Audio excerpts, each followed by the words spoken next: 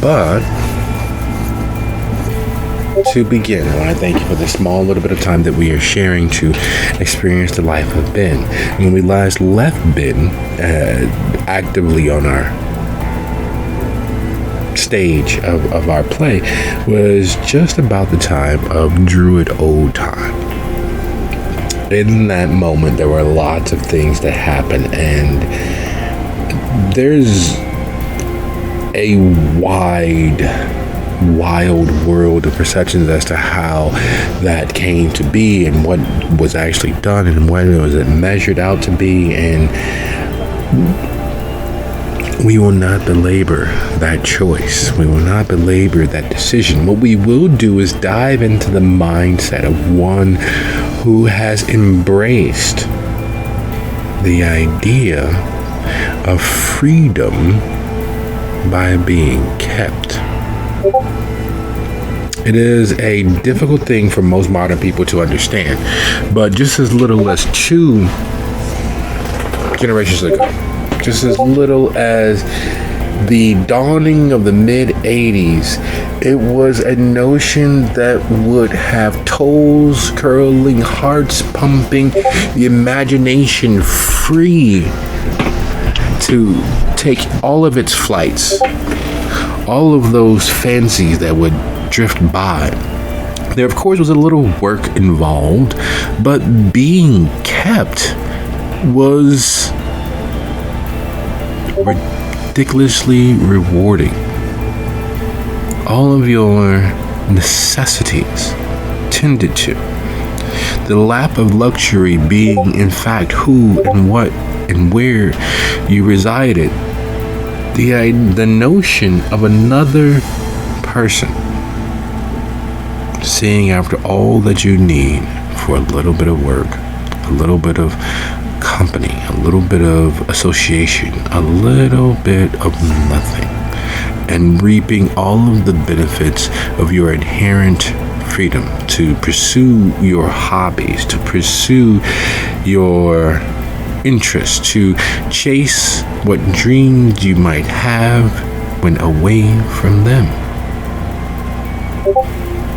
It is an alluring idea on the surface. In practice, it is considerably more so, because understanding the expectations of those that keep you, understanding the balance of what your liberty beneath their care grants you, and being the alluring fantasy that everyone makes it out to be. All of those expectations make it a very short-lived arrangement usually, but not when it comes to immortals. Hang on a second.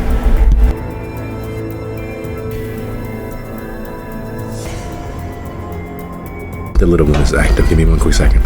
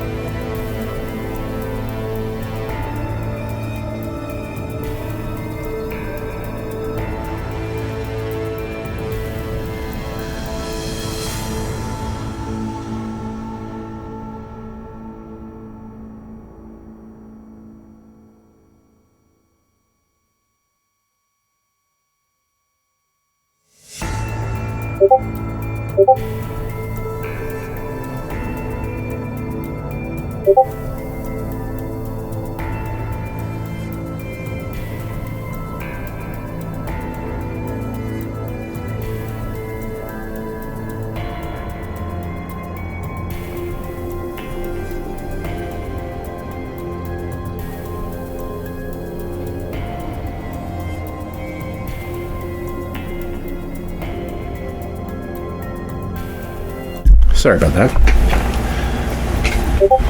Did I lose you? Nope, still here. Not a problem. You said little one, and I said okay. Okay. So it is a intriguing idea, an intriguing dilemma, and there's lots of weights, pulleys, balances, and occasionally chains and whips involved in such arrangements. In Ben's particular case, in this new reality of the liberty of her, the demand on our time and the expectations are quite simple. Give in to the hunt, give in to the tribes, protect the boundaries of the domain. That's it. That's all. You're given largesse in regards to how far to push things, but the boundaries are clear. In the protection of the sanctity of the voivode's domain, everyone who is not in livery, everyone who is not tied to the voivode is prey of whatever stripe or variety you choose to make it. Everyone not of the voivode's cabinet, everyone not of his privy council, everyone not having already given their fealty by bending a knee is in fact prey. The limits of that, the limits of your judgment are what's trusted. Seldom is your name spoken by anyone save the voivode. Even his liverymen and women give you a wide berth, because in the grand scheme of things, while titles are not something that are bandied about, you would be his master of hunt. You would be his sheriff, his reeve, his compatriot, his most trusted sword and most strident shield. Your strength is celebrated. The realities of the powers of your blood and years of freedom traded for the civil liberty to be all of the things that you could hope to be when you hope to be them. Having that power, having that liberty, as you make your way through Thornton Township, its southern border. Most of the gathered kindred of Thornton Township don't really consider the further south extremes fully part of Thornton. They don't consider Homewood or East Hazelcrest really part of Thornton. Dalton, they don't really, it's not really them. Like if you pass the 294 going south, all of that is considered the free wild spaces. Lansing and Thornton itself, which is actually centered south of the 294, the Glenwood area, all of that is just the wilderness. And the few kindred who have gathered there, the few kindred who hang around Thornwood High School, the few kindred who hang around Intermodal Terminal, the few kindred who hang around East Hazelcrest and flow through the area, or worse still, those kindred who reside in Lansing. Now, Lansing is another matter entirely, for while it is considered part of Thornton Township, it is not specifically a place where most like to party. It is a party area. It's filled with lots of older 70s, 80s clubs and venues, but they all close early, 1 a.m., 2 a.m. because Lansing, like all places that are settled right up against a border, is considered a wilder place than usual. While you don't hear about the stabbings and shootings that you hear in Dalton and Harvey and the like in Riverdale, no, these are quieter, more pernicious crimes. Things that go back generations and darkness that seethes and slinks just beneath notice. Their crimes are crimes of passion carried out by good people who just happen to have a bad day. And so you find yourself in Lansing with its purported Baron.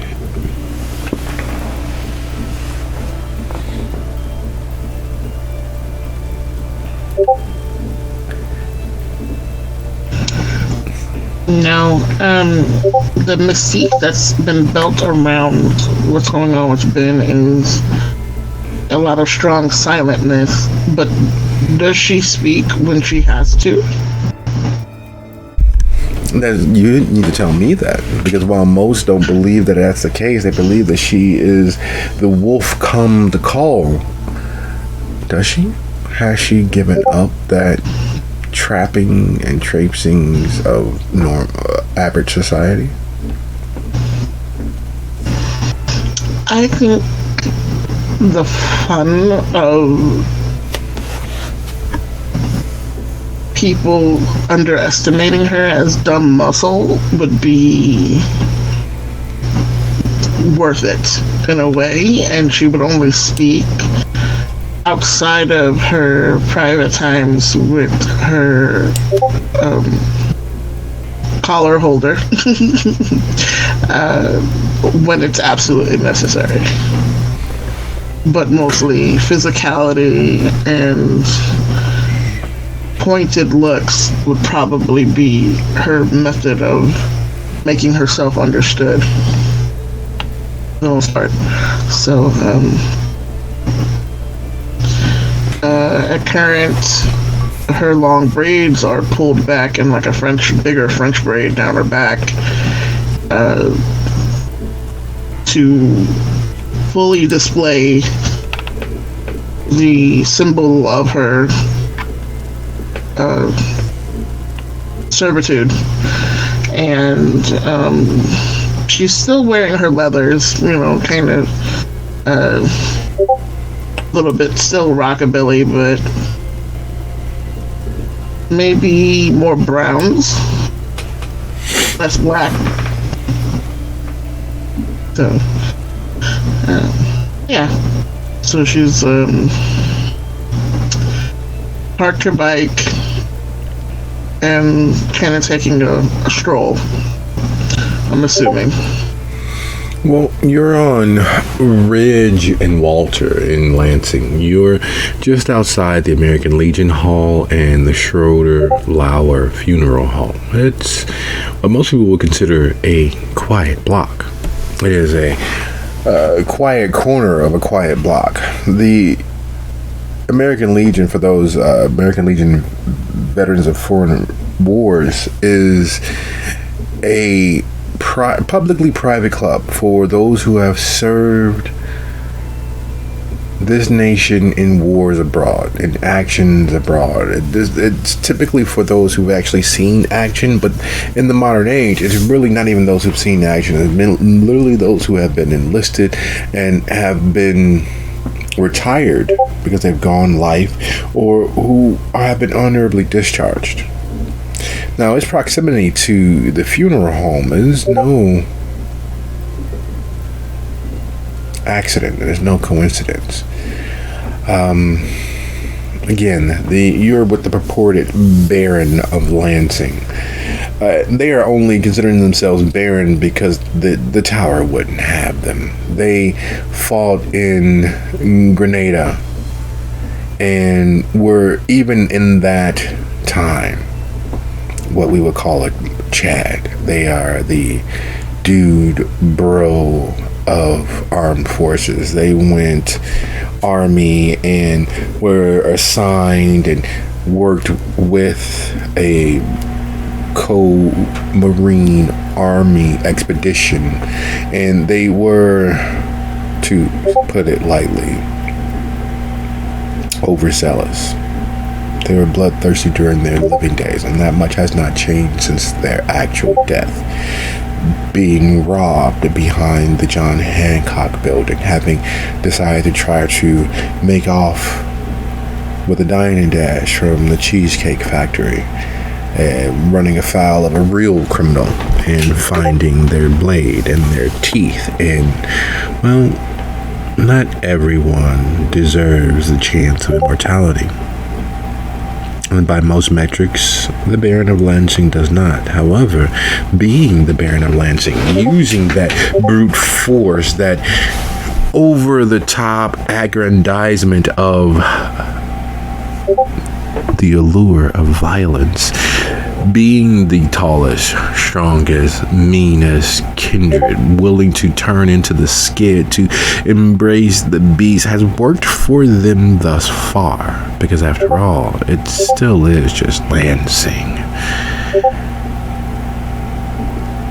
And there you find yourself, stalking the area between the American Legion and the Schroeder-Lauer Funeral Home, where Baron Schroeder actually operates. This is effectively their castle, their herd, the veterans that visit the American Legion, and their retainers who operate the funeral home.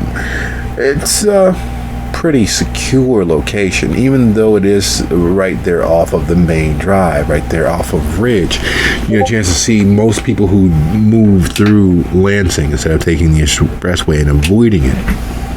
It's just out of the way enough that if something were to need to happen, there's space on the back street where the little driveway and walkway behind the funeral home and behind the Foreign Legion, right there leading toward Burnham, where all sorts of things can get lost.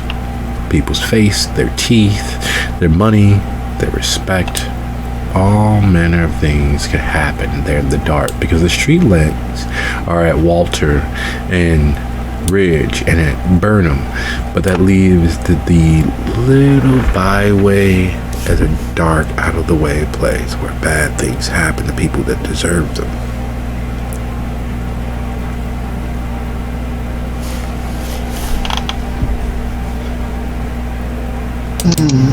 So, with that in mind,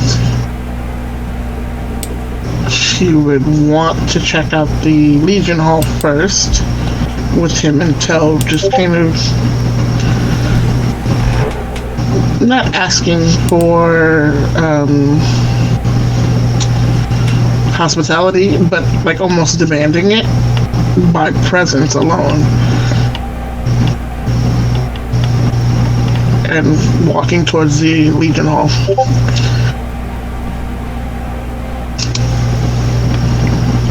Okay. Now, in her head, does she know whether he has bended the knee or no? Because I'm taking that the fact that she was sent here, that she's hunting here, that was a no. No, he has not been the knee. Oh, so this is going to be a bit of play for her.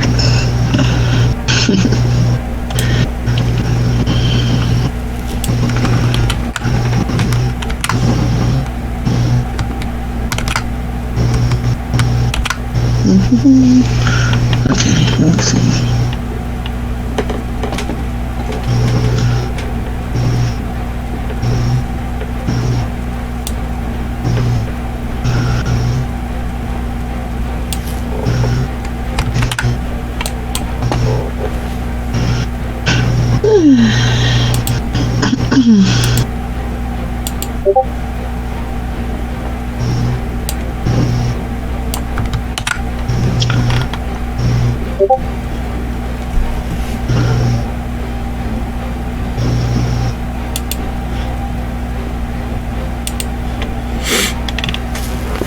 So you move toward the Legion Hall. It's your typical suburban ramshackle, and it's not because of lack of care, but there's just not enough money to do all the big ostentatious presentations. There's a wall of known fallen, and there are tables that have probably been in service since the late 40s, but kept up as best as possible. The wood paneling on the wall has seen better days, but it's patched in all the right places from all of the wrong faces or fists or what have you. The bar is, strangely enough, unlike most bars you've ever been inside, it is self-serve. You... Oh no. Yeah, that's good. That's a real good thing to do. But okay, yeah. And the amount of gray, silver, and absolute full-on white hair that you see inside is heartbreaking. For a brief moment, the Ben that was caring and wanted her freedom at any and all costs, the Ben that left her family to go fight the war and earn her citizenship, though she was a naturalized citizen, she felt that there was a debt owed by the simple fact that her mom was Korean. The Ben that went off to war to find themselves and earn their place in the world. These are her people. These are the boots that were coming along after her. These are the boots that were fresh and wet behind the ears as she came home, experienced, and for lack of a better word and being completely honest, traumatized. These are the children who came behind her and learned the art of war.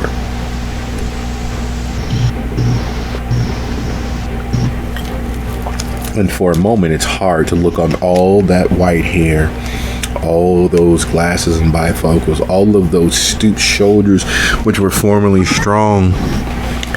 It is a taste of mortality that she will never sip.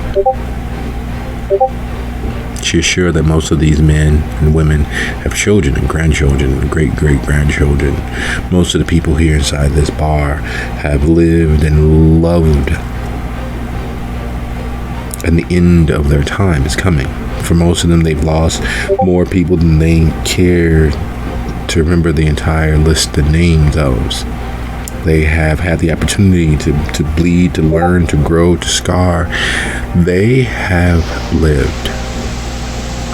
And Ben has existed.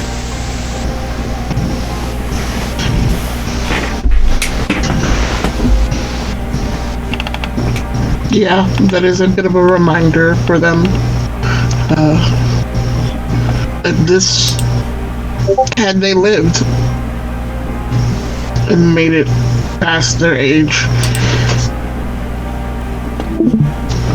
their visible age, that they would not even probably be this old. They'd probably be older, or not alive at all, maybe. So that is kind of a little bit of a gut check, but she can't afford to dwell on that right now. Well, not. So, weaving their way through the people and stopping here and there and giving a small nod to like souls, I guess, and parking themselves at the bar, basically, kind of with a hip up on a stool, just kind of taking it all in.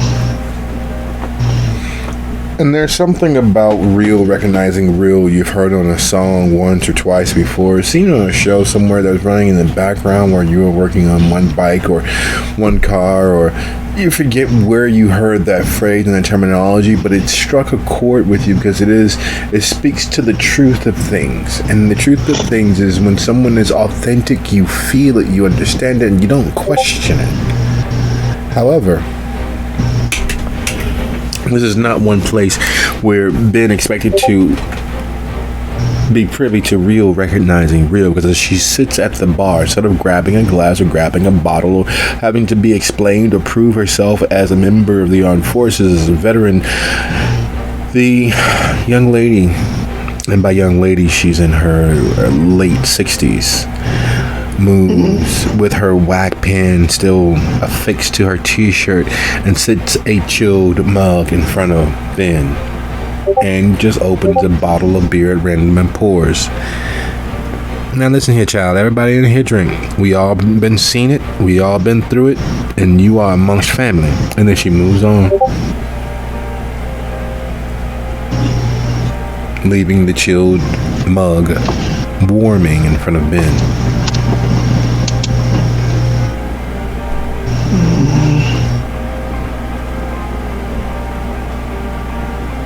Oh yeah, I had to check her a minute. I think she can eat food. Yes, she can. And she has iron gullet, so if she were of a mind, she probably could pull it off and sip.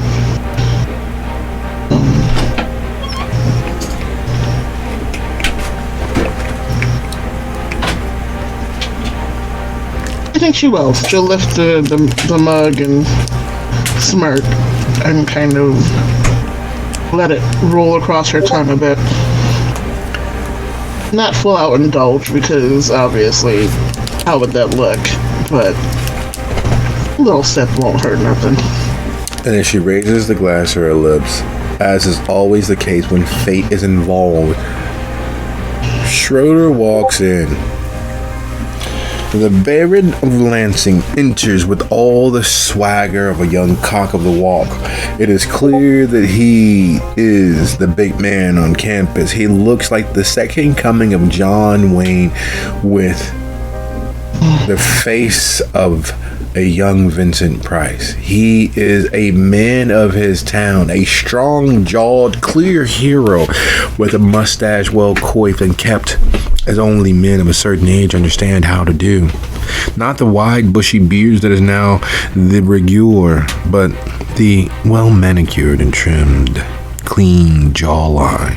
The clean, strong jawline showing genes that have intermingled back to various royalties throughout Europe. The tan skin of someone who spent their living days out in the sun being a real live action hero. And when he enters, the eyes look towards him, and you can feel the want. You can tell that he has not been careful by any stretch of the definition with his feeding. These people have sampled the pleasures of the kiss. These people, and then you pause and look across those faces as that breath is held. A little dappleness of the skin as small sweat breaks out, and you can pick out by reaction people who have partaken of his vitae and people who have had the pleasure of the kiss, who felt young and invigorated again, who have had the best moments of their lives in his arms.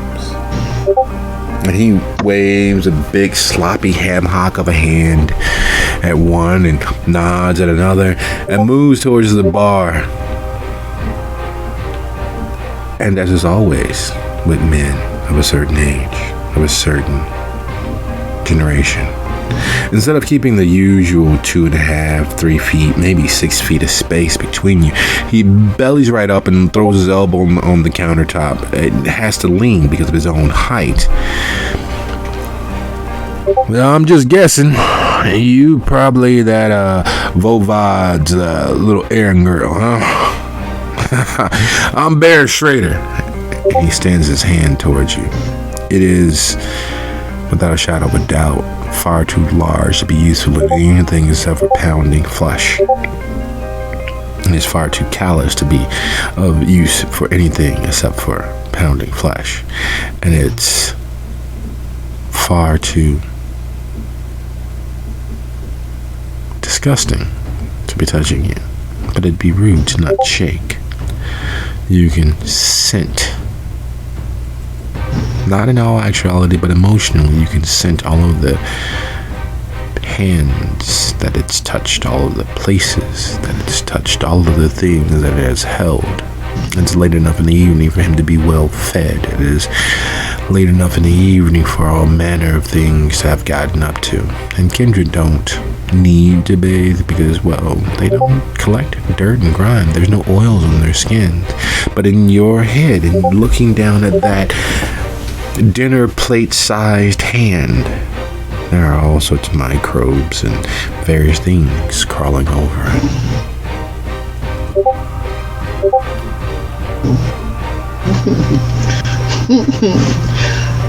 Ben is going to smile, but it's more of a instinctual snarl or show of teeth than actual genuine smile.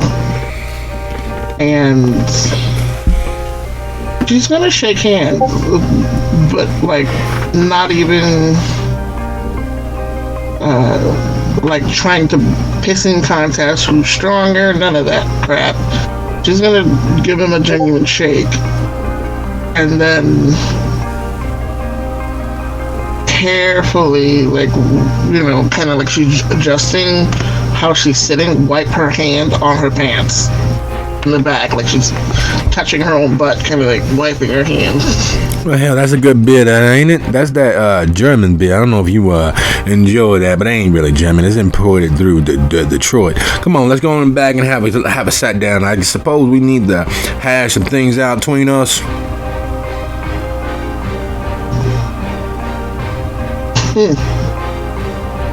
Indeed.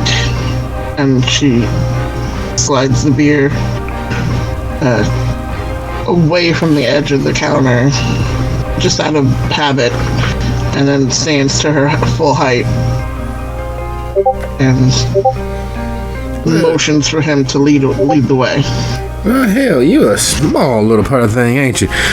You begin sauntering back into the office space. And the office space here isn't really what you would expect from a bar's office. In fact, it really is more of a bedroom that they just took the bed out of.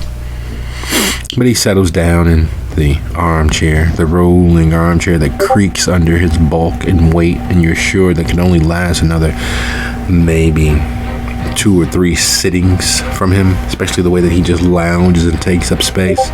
He motions toward the futon on the opposite wall and pushes the door closed with his foot as you enter. And as he's doing that, she's noticing the chair and marking that in her head, noticing where the door is, marking that in her head, so that she has a map of the room and any entrances or exits. Well, there's the window that he's sitting with his back towards. Literally from where he sits in the rolling chair, if he stretches out, he could touch either of the 4 walls in the office, including the door, which is the reason why he was able to kick it closed with his foot from a sitting position. He is a large man. There is no ifs, ands, or buts about it, and he is an unsubtle man, which has worked to his benefit nearly every step of the way. Fortune favors the bold, and sometimes people mistake courage for, well, other things. So what's this that fellow of yours want to talk about? What is this? What's the message? What are we supposed to be doing? We're part of the Thornton, we get it, but we kind of make our own thing down here. We're right on the border. We keep all them Hoosiers from crossing over.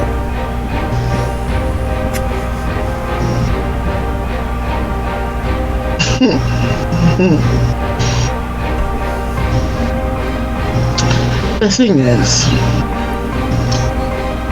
what he counts as his is his. Mm-hmm. And that is all there is to it. And let me guess, he's saying that we are part of his. What does he think he is? The Prince of Thornton Township?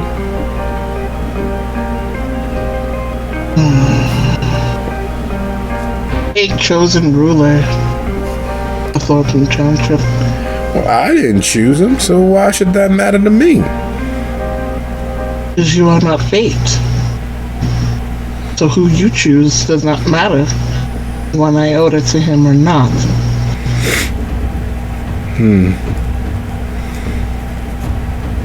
told your big bad boss sends you down here to strong arm me.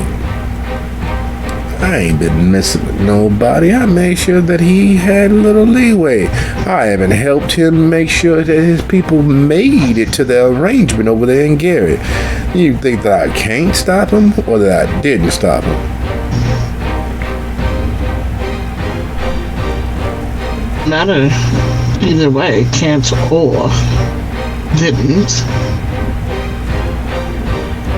And I'm not here to strong arm anybody. I'm here to tell you how it is. What you take of that is on your own. So why don't you tell me one more time? I might be a little hard of hearing. I took maybe a couple of shells back during the war. So tell me exactly what it is that this Vovad wants from me. Allegiance.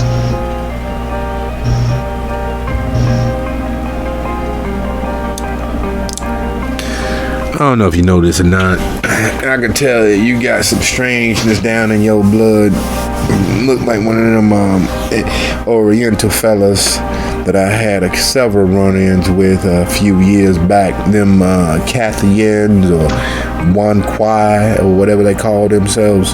Look, this is America. And Lansing very much is America, and we make our own way. We don't kiss nobody's ass to get there. Now, if that ain't enough for you, Mr. High and Mighty Vovad, and he would like to make things more tense than they need to be, that's entirely on him. So you can go back and tell him that we ain't got no parts and no trouble, but if he wants to make some, we will meet him everywhere that we choose to. It's simple, ain't it? Even you can go pass that message along. Don't start none, won't be none. That way we don't have to finish none. You know what I mean?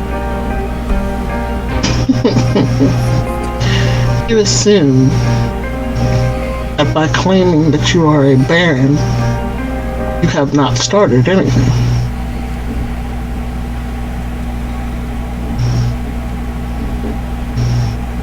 Well, I see the people here at your club.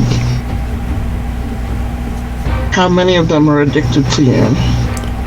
How many of them fawning when you walk in the room? well, I'm a popular fella. There ain't nobody's business between except for those that share with me or have been shared by me. Now, if you asking for a little bit of a piece, well, that's gonna cost you some. Especially being if you seem to be being a little rude. What I do behind my closed doors ain't nobody's business, and as Baron, you should respect that.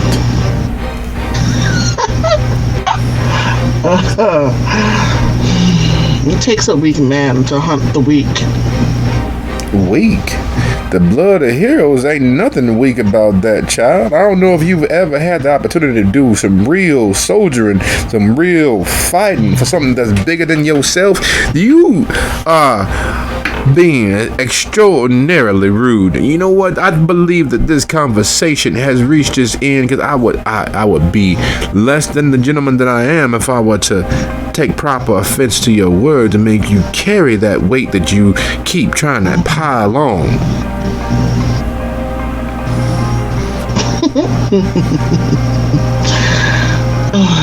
And she's going to let the gold of her beast fill her eyes.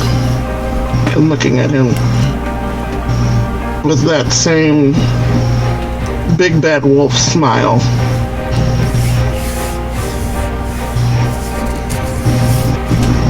So you feeling froggy? Well, then motherfucking jump. And he leaned forward just enough to make sure that his jab that is on the way will snap with the correct amount of force to be followed by a cross as he rises into it. You can tell that this is a practice maneuver, one that has clearly worked for him several times after times. And with his size, there's nowhere in the room that is beyond his reach. And it's because of that fact and her marking where the chair was and the door, she aims her kick for the chair instead of him to take it from underneath him. Excellent. Would you be so kind as to roll your strength and brawl? And I'll do the same for him.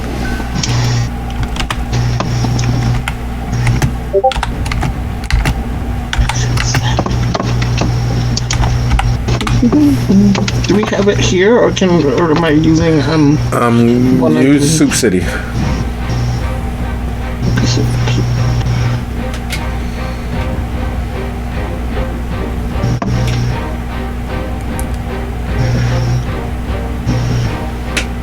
Okay, so far down there.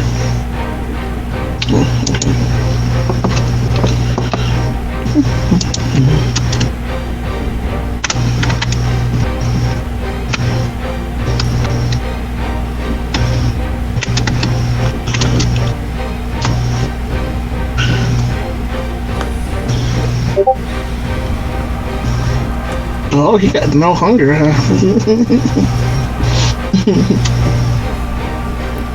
He swings, you lash out by falling nearly prone on the futon you're on and kicking the chair from beneath him as he's rising to his feet. Unfortunately for him, you are a hair faster, and that speed defeats his reach. As the chair goes from beneath him, causing his shot to go wide.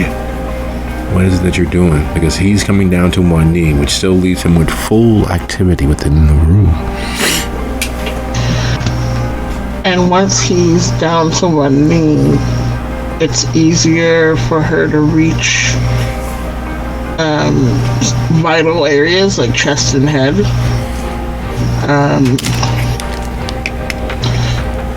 I think it's going to be elbow to the temple.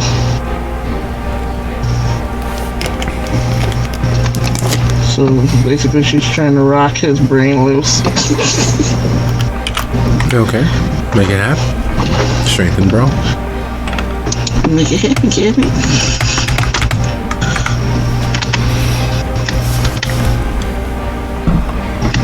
What are they? I'm inside.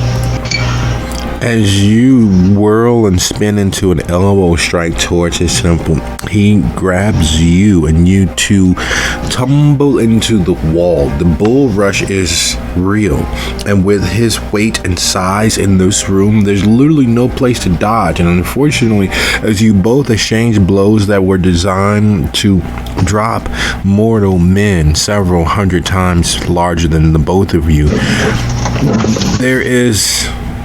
there's a respect that's earned from fighting someone. You get to know that person and applying your all to ending their existence and stopping them from ending yours. There's a truth that can't be denied. And in this moment, despite all of the trappings otherwise, in this moment, eye to eye, beast to beast, intent to harm and kill, there is an understanding between you both that non-combatants would never understand. This is as kind as either of you could be. This is as true and honest as either of you can be. Despite all of his puffery and being a blowhard, the truth of the matter is that he is in fact still very much a soldier in the mind, and so too has Ben. What is it that you do?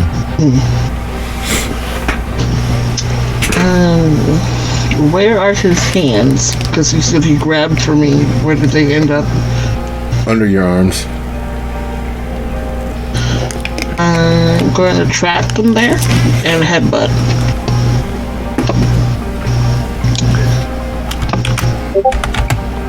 Make it happen.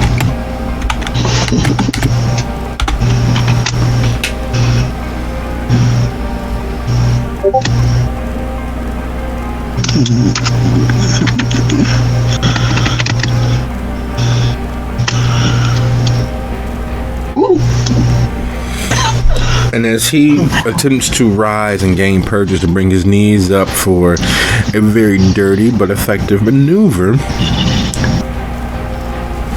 Ben drives her head down into him. The resounding crack and crunch of bone shattering gives her pause, because in the impact, as hard as it is, she needs to take a moment to make sure that it was not in fact her bones giving out. Her force is significant enough that it brings tears to the eye. And looking at him, those strangely electric blue eyes, those clear crystalline orbs of light sitting inside his head, he looks fine. He looks determined. There's a furrowing of the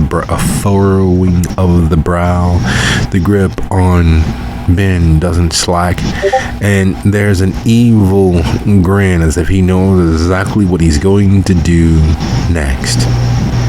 That is until the vitae begins to flow past his eyes and his grip finally slacks and he drops from pinning Ben to the wall in preparation of so many other things viable, and crashes against the back wall directly across from him. Takes him a second, not even a full second, but a second that would normally be the end of a human's life. He raises his left hand, brings it to his face, and begins wiping at the vitae that is now coursing across his brow and down the ridge of his nose.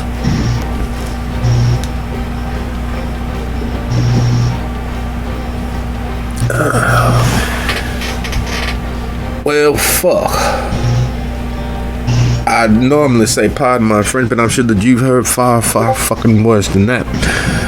Go tell your boy that I'll do what I can. And the fuck out of here. Oh, giving up so soon. Only way to stop something like you is actually to kill you, and I've already hidden enough bodies for the week. Why don't you go about your business and I'll go about mine, so that we can both continue enjoying what little immortality is left to us.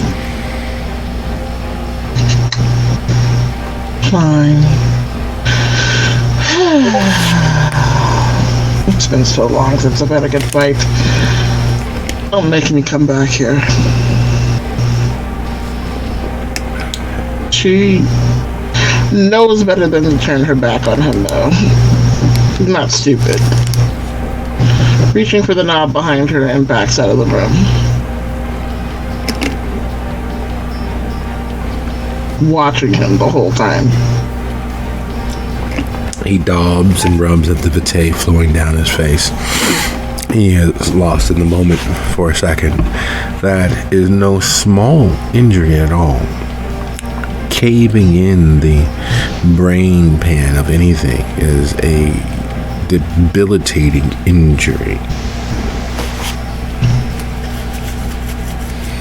Even for the less than living. It's not something easily swallowed. And even having been the instrument of that destruction, Ben has to come to grips with shit that fucking hurt. Oh yeah, she's in her head. She is cursing a blue streak, but she is going to play it cool until she gets outside. Can't let anybody show she's gonna play it cool till she's outside. Making it outside into the cool night air, there is a difference in what is on the wind in Lansing than what is on the wind in the bulk of the kingdom that is now quickly becoming her own. She is the enforcer of the will of the heir apparent to all of the Thornton Township. It's an interesting place to be in for someone who has never wanted to lead, someone who's never wanted to take that responsibility, who fought that responsibility tooth and claw, to be so very close and see it all, to understand it all, to be responsible for the pain of it all. Where does that place her? Mentally. It's a lot of a lot. And while she hasn't had time to sit down and think about it, now would be a good time to do so, because that shit fucking hurt. Yeah, she is going to take a small walk because it's not safe for her to get on her bike just yet. Take a small walk and kind of rubbing at her forehead, thinking. In those moments, like, of quiet, she wonders how Marcus is doing. Would she know that Mason's not? Oh, that's why she left. Mason died. So she's thinking about Mason, wondering how things are going in Gary, but then also the absolute absurdity of her life right now as the thought of being what she is. This, what some other, I guess, people would think of as a pet or kept thing. This beast on a leash. But at the same time, not understanding that small bit of freedom it is for her to be a soldier again, to take orders. And as general and vague as they are for her, the boundaries being so wide in her own agency, as long as she's doing what he wants her to do, it's still taking orders. It's still something she's familiar with.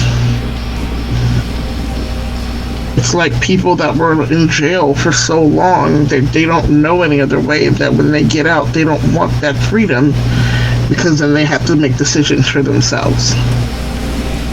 There's nobody to tell them when to go to bed and when to eat. She thought for the longest time that that's what she wanted, was to have her own agency, do her own thing, make her own choices. But when she was doing those things, it almost always ended badly. And holding on to that is what she's thinking about now. How, since she stepped into this role of this weird boogeyman of Thornton Township, she doesn't have to think too much about what the right thing is.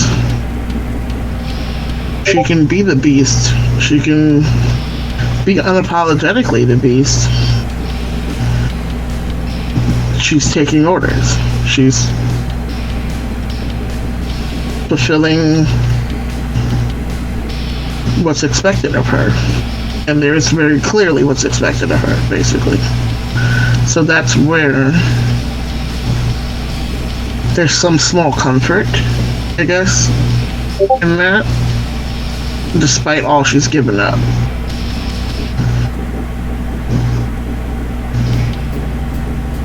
And then she's also thinking about Seferino, because I know they've seen each other since.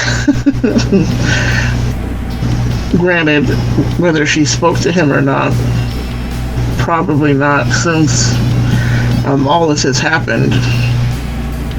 Especially because the night that she was taken to the Pesketeers, literally, she was let in on a leash and dressed up like a doll and spoke to nobody. And to see her maker catch eyes with her and take her in, and the possible hurt and anger on his face is something she's never going to forget. but at the same time, it's, does she feel guilty? And she doesn't quite know in her heart of hearts whether she does feel guilty about that. It's like, I know he's mad. This is what makes me happy. I know he's mad, and he feels like I'm betraying the blood or being less than what he made me. But he's not understanding that I'm letting myself be truly who I am. He's always been the beast. Now I'm being my own beast. Unapologetically.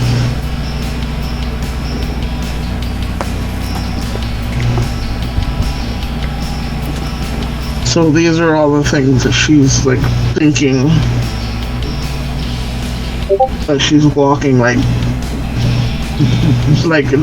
from the night she first arrived after being fed and healing up and speaking to Decebal in person that night. From that moment on, playing every moment through her head. And finally, I guess, kind of being, am I okay with this? Is this where I need to be? Is this where I want to be? And having it be a yes. That fight that she just got into in the bar, blood rushing, heart pounding, felt right to her. And that's where her brain keeps leading her to. The what about, but yeah, this. What about, okay, yeah, but this is going on in her head. And the this is,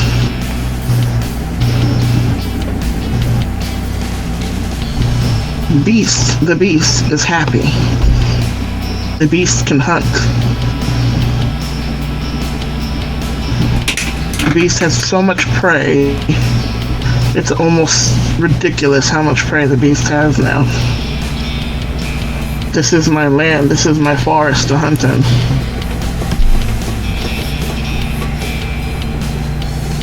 And that's all I need.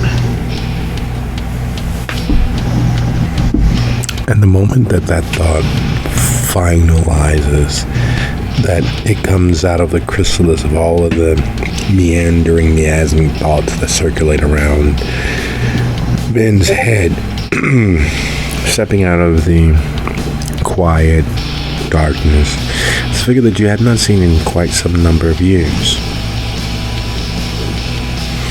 His wide, muscular back, even clear in the dark slate gray two-piece that he's wearing, the bright blue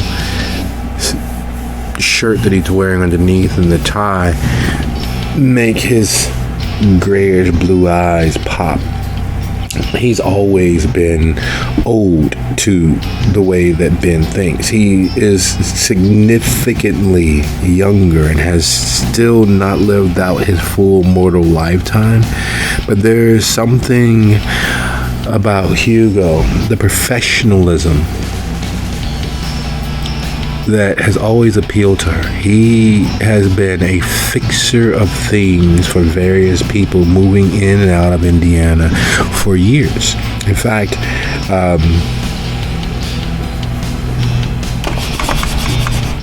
Mamela's cousin often used him as a go-between for various other of the families. I saw your bike.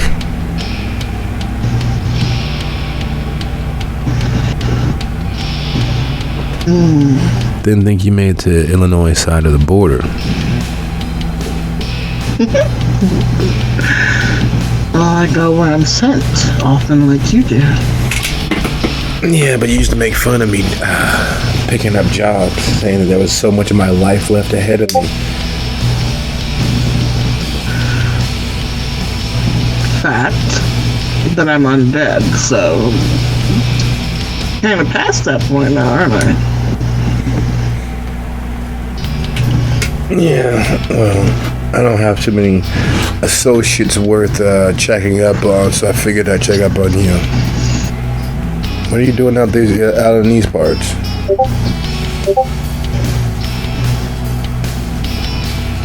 She goes quiet for a minute and just kind of looks off into the distance, swallowing hard, unnecessary.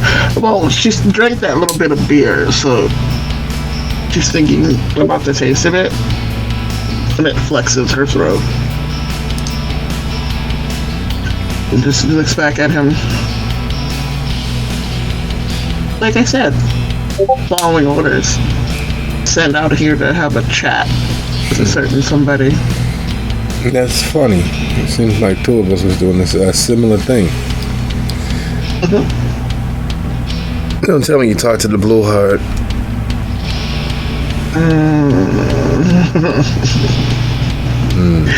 Talk. Yeah, way to make my life a lot more difficult. You know, I've been in your shadow a lot lately. Have you? Well, I'm Are you guessing. enjoying the view? I've seen better. I've seen worse. Oh. Heartbreaker.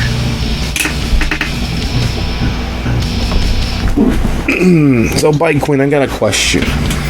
If you and me keep running in similar circles as of late, and you on this side of the border, who else is making a power grab out here? Professional curiosity.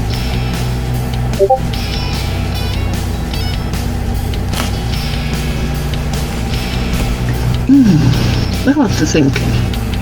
Well,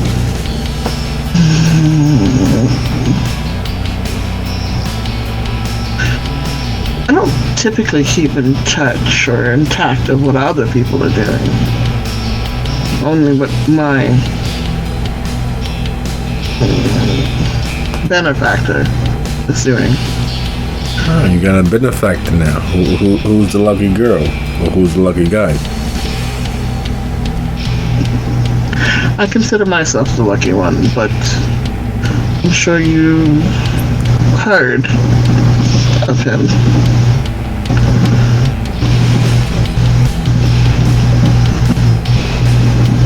I hear a lot of names. Decebal? The elbow guy. Isn't this a little ways out of his neck of the woods? No, not anymore. That changes things a lot. Didn't you hear what happened to the Barons? We heard some of this, some of that. A lot of folks is coming further south and west, but they are towing the line real easy, so it's not like it's a big shakeup.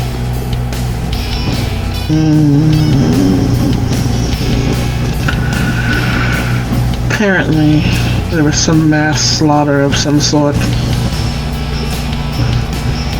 I wasn't there for that part. Yeah, it's a little early for my old man to do something like that, but yeah, I get it. Everybody's got to make their play whenever they think it's best.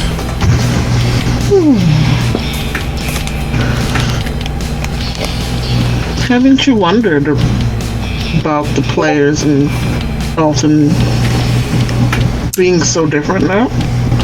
People that were originally in power not being in power anymore? Well, we ain't really that far north yet. We kind of hopped over the area. It's been a hot bed of things. Supposedly that you guys got a lot of snitches amongst you. Some rats, too. So we were making, well, the old man is making sure that his foothold is better than it was. Kind of squeeze everything in the middle. Get a working relationship. You know, dig in.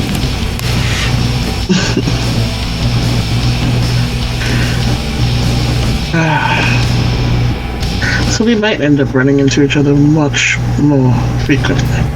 Yeah, yeah. That definitely seems like what's beginning to happen.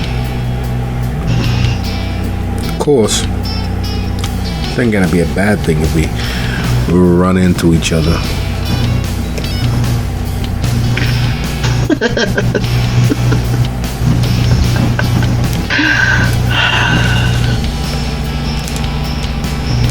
Yeah, you like guns a lot. Running into each other. I like the win. There's a difference. Come now. Don't tell me you've never crushed somebody's throat under your fists and watched the life leave their face. Fingerprints are a bad thing, and gloves get in the way of the tactile sensation. So I can neither affirm nor deny that such things may or may not have happened over X number of years ago, considering that there's no statute of limitations on death. Always the lawyer. Yeah, I thought about I that. don't leave fingerprints unless I want to, so I don't care about that whole situation. That explains Magnuson. But anyway, I'm gonna leave it to your night. Just wanted to touch base. I saw your bike. I guess it's my turn to go in and talk to the blowhard. Wish me luck. Oh, you're gonna need it. He's got a bit of a headache. Yeah, it's okay. I got pain pills. 13. Gives him a little bit of. Ooh. Ooh. Maybe I should stay and watch. You know, I was always partial to the audience for certain things. But I see you around. She gives him a little bit of a head nod and then swings her leg over the bike, having found her way back to where the bike was parked in her wanderings and figuring out her head. Now that her head stopped hurting as much. Watching him go into the building. And as he heads into the building and the night opens itself to her travailing and traveling back towards her home base, we draw to a close with the opening side story of Ben. Thank you for a lovely little session. It's my pleasure having a time visiting Miss Ben. Figured that